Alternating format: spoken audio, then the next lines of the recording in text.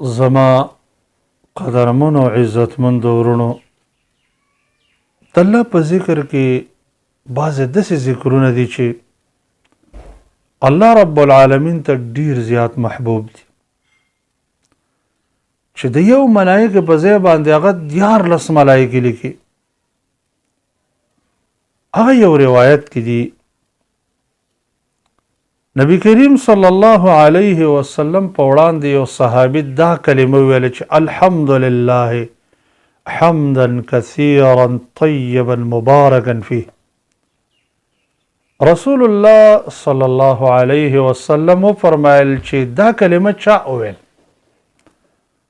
د دې کلمې ویونکی چپ شو او د هغه دا خیال و چې ګنې ما کوم نقصان وکړ او رسول الله صلی الله علیه وسلم غصه نه شي.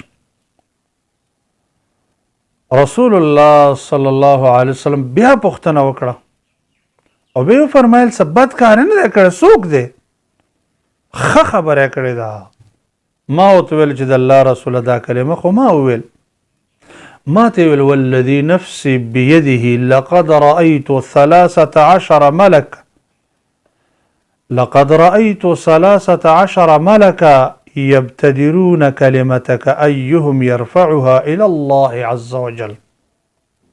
ما 14 ملائکه ولیدلې چې د ټولو جلدی کوله دې کلمې ته چې کوم یو د الله رب العالمین وړاندې دا کلمه د بندگانو خېچي ډېر په مینه باندې رااله وجه دا ده چې دا کلمه الله رب العالمین ته ډېره محبوبه ده او د الله رب العالمین د راضي کولو ښکلی سبب دی.